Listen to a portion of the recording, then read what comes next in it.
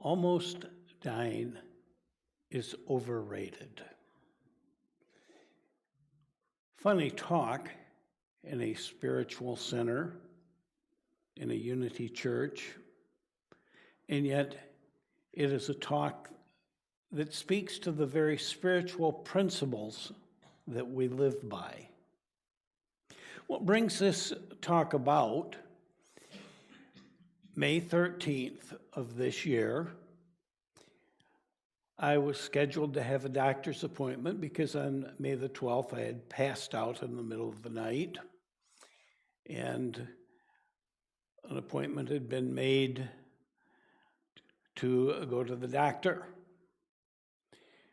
Ray Jaglowski was going to take me, and it was an early afternoon appointment, and he tried calling me on both my phone and my cell phone.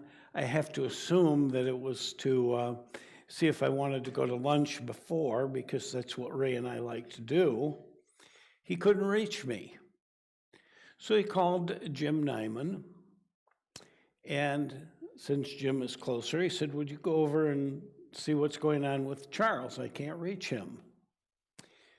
And Jim came by, and the front door was locked. He knocked, couldn't get it, so he walked around, and the side window next to the computer was open because my cat likes to lay in that window before it gets too hot, and it hadn't gotten too hot yet. And Jim hears me moaning from the floor. He can't get in. He dials 911. And the ambulance comes, and they can't get in. So they remove the screen, open the window up more, and climb in through the window so they can unlock the door from the inside and bring in a stretcher to haul me out. One cognizant memory.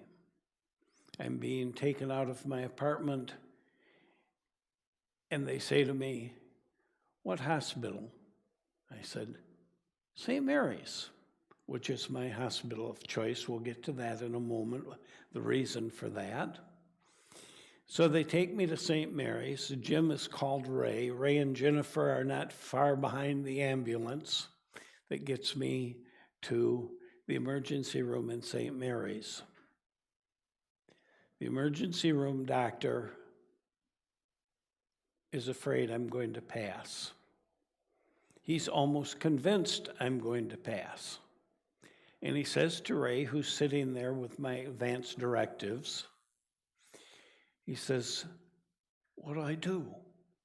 If he passes, what do I do?" And Ray and I had actually talked about that eventuality. And Ray says to the ER doctor, "Well, if there won't be any quality in bringing him back, there won't be any quality of life, or he'll be in a vegetative or semi-vegetative state. Refer back to quality of life for that. We let him go.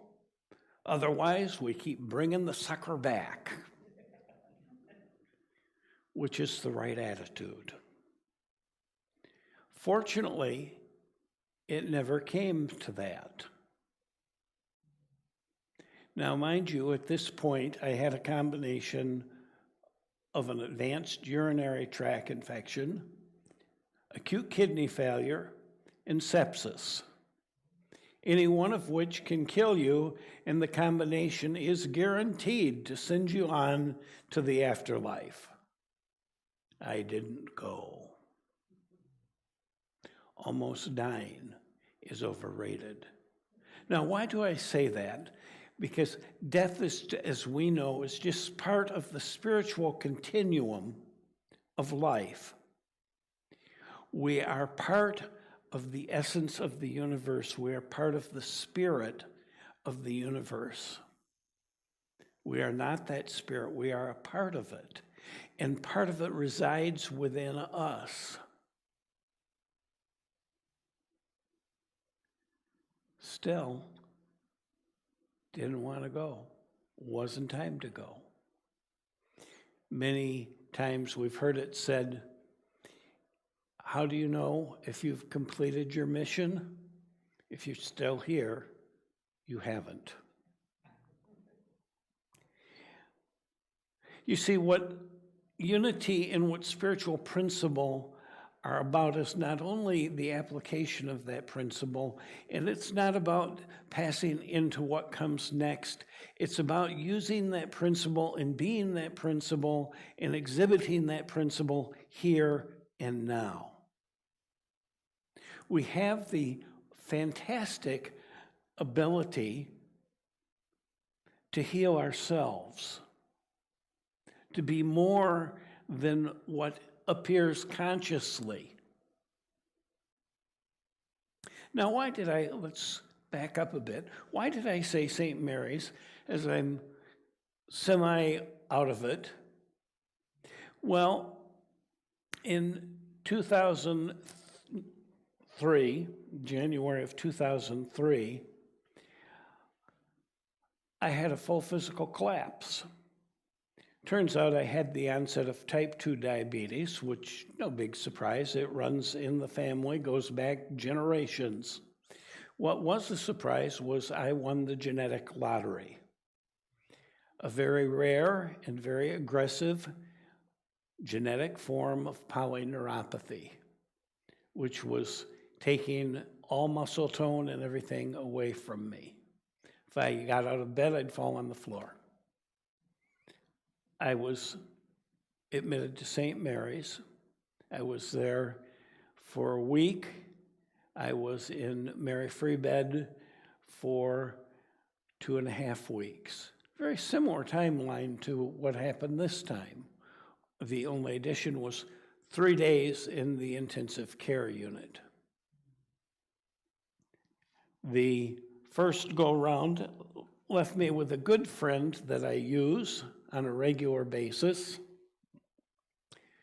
I got a 4-wheeled walker with a seat this time, which I used for about 3 weeks before I gained enough strength to go back to that, which was my whole purpose anyways.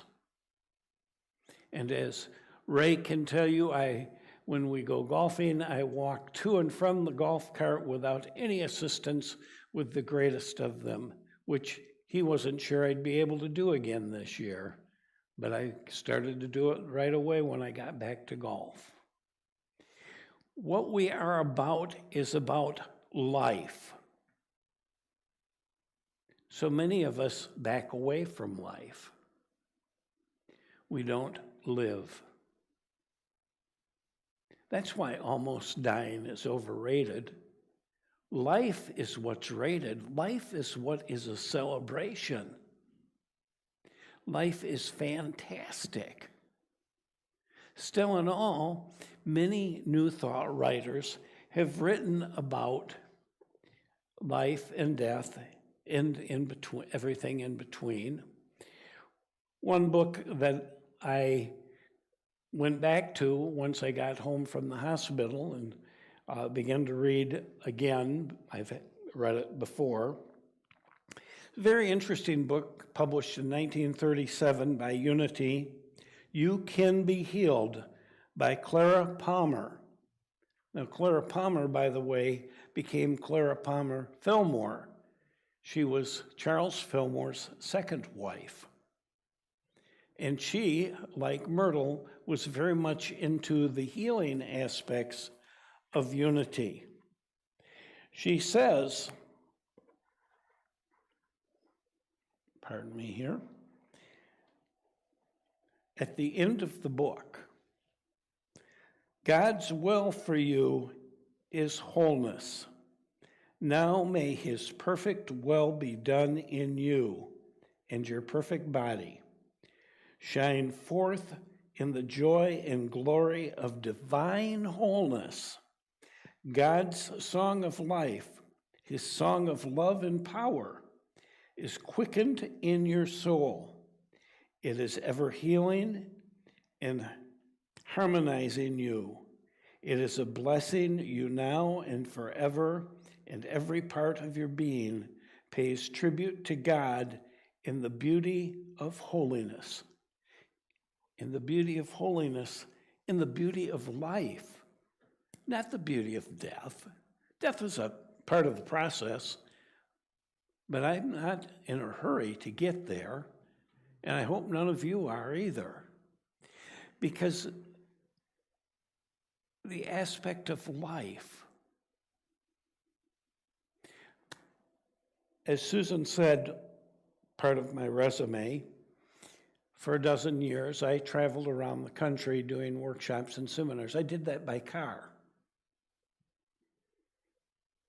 Did my own scheduling, Unity, Religious Science, Metropolitan Community Church, any place that I could find that would let me speak. Did that for 12 years. Got to every state except Hawaii. Had to fly to Alaska. That would have been a long road trip. But I got to Alaska 3 times. And it's always about life, about what we can contribute, about what is.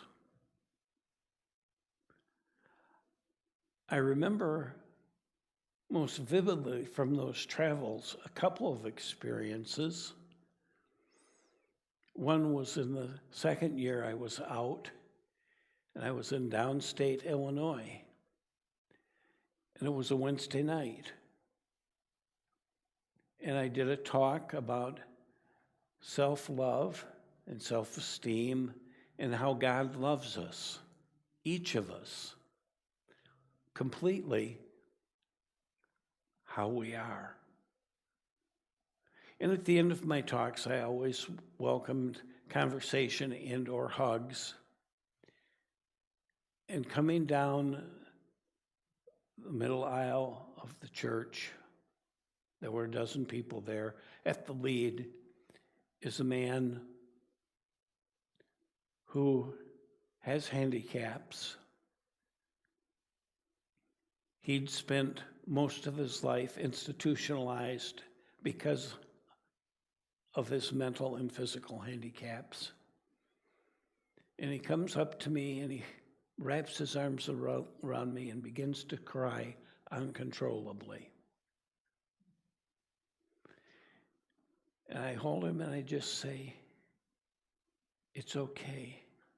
Isn't it wonderful what you're feeling?" I don't know what he's feeling, but it has to be wonderful because it is. And he pulls back and he says, "Oh, Charles, thank you. Before tonight, I never knew God could love me."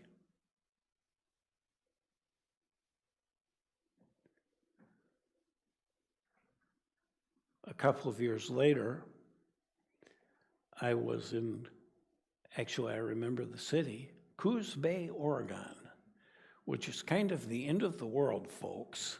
It is a very tiny town. Beautiful, but tiny. And there's a nice Unity church there. And I did the morning service, and I did an afternoon workshop. And at the end, one man lingered, and he wanted to talk to me. And we sat and we talked for a little while. And finally, he said to me, "Charles, I'm gay. I came home here from San Francisco because I have AIDS and I'm dying. Why does God hate me?" And I held him and rocked him and told him that he was not being punished. God did not hate him, that death was part of the continuum of life, and that he was returning to the whole because he was part of the Spirit. Did he believe he was part of the Spirit? And he said, yes. And I said, "You're going back to the source," because that's where he was going. It was hard. Finally, He straightened up and he said, I think I'm going to be all right. And I said to him, I know you're going to be all right. That 12-year road trip, which my father described because I had closed a perfectly good sales rep agency, which was doing very well, to go out on the road. And this is a direct quote, to live like a gypsy on the fringes of society. Why do you do that? I looked him right in the eye without a moment's hesitation and said, because it's fun. That ended the conversation. That was a foreign concept, doing something because it was fun. That he was part of that greatest generation which had served in the war and rebuilt America afterwards. To him, work was work. It wasn't supposed to be fun.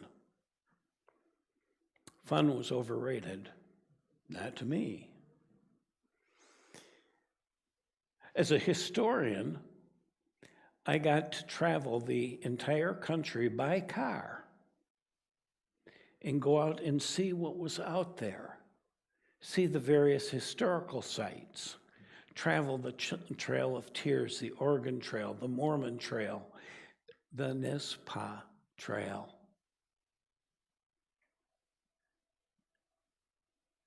Funny thing is, I always wanted to do that because I have a deep and abiding and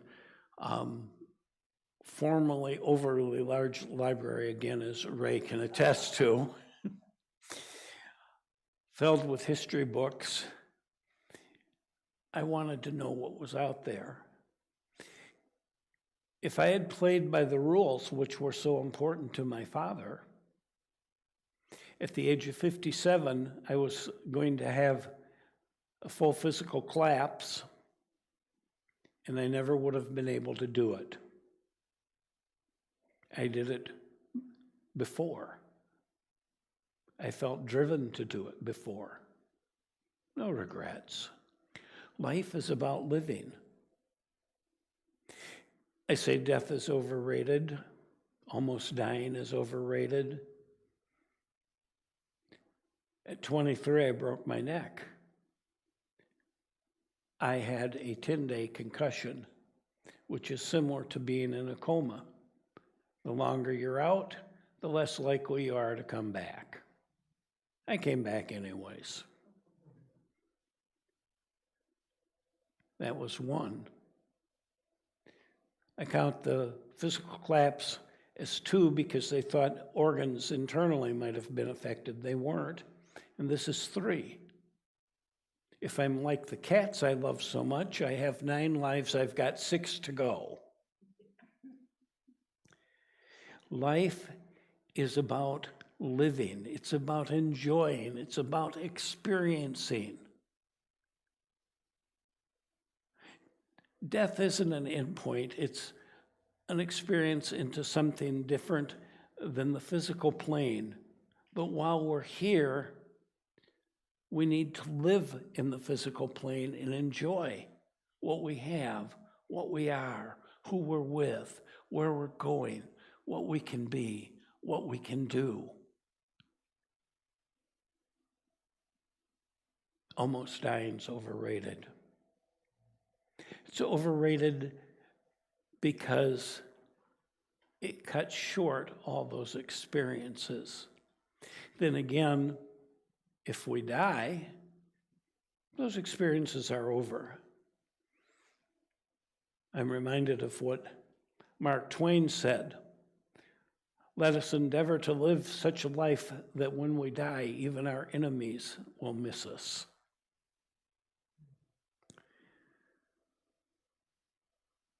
What I want to do now is a meditation in the middle of this talk.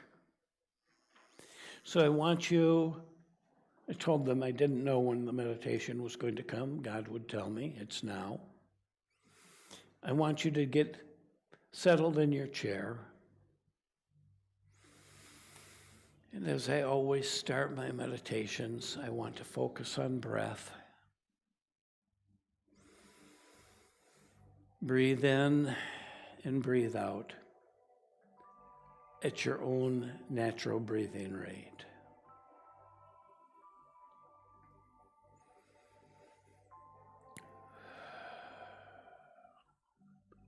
Breathe in all the possibilities that you contain, and breathe out, exhale, doubt, fear, and limitation. Every breath, an act of possibility. Every breath, expanding the what is.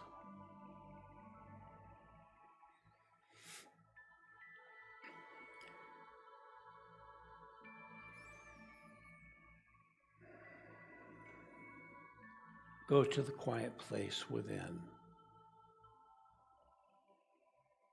That place where you meet spirit, where you and spirit are one.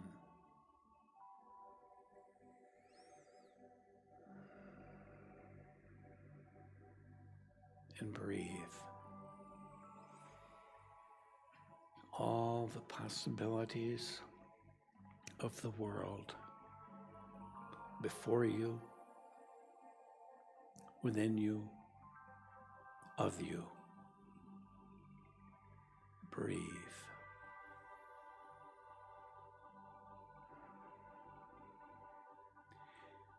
And in the moment, in the possibility within yourself, view your life. Your life is an organic.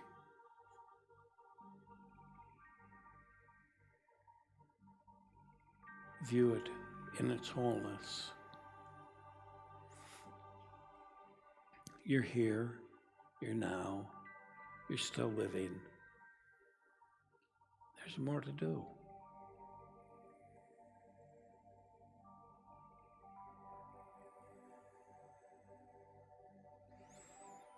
There's more to experience. Breathe.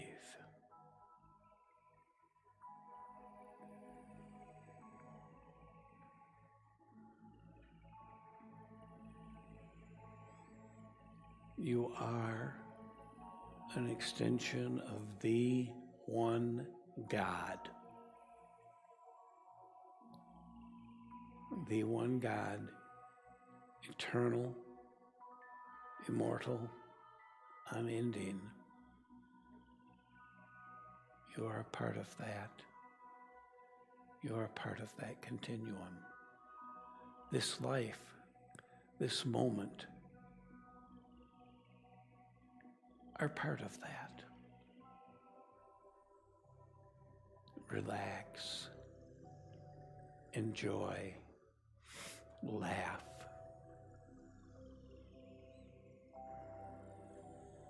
Don't take yourself so seriously. Life is too serious to be taken seriously. And breathe.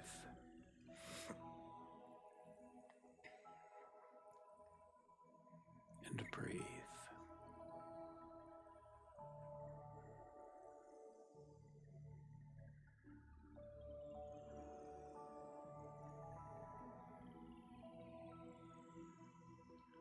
Know and understand who and what you are. An aspect of God, an aspect of the eternal, living here and now. Your life is here and now. You'll go when you go. Until then, live.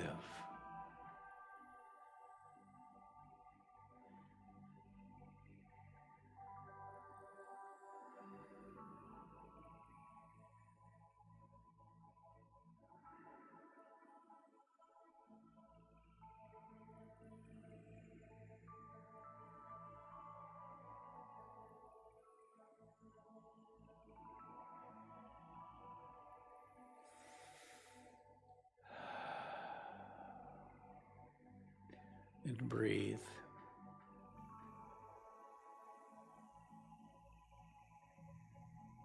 Knowing that all of us are connected. We're all part of that one eternal. And that life is eternal.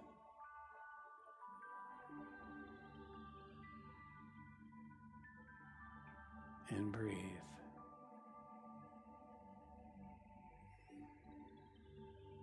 And take that feeling, take that knowledge, keep it within you, and bring it with you as you return to this time, and this place, and this moment. And when you feel the time is right, open your eyes and return.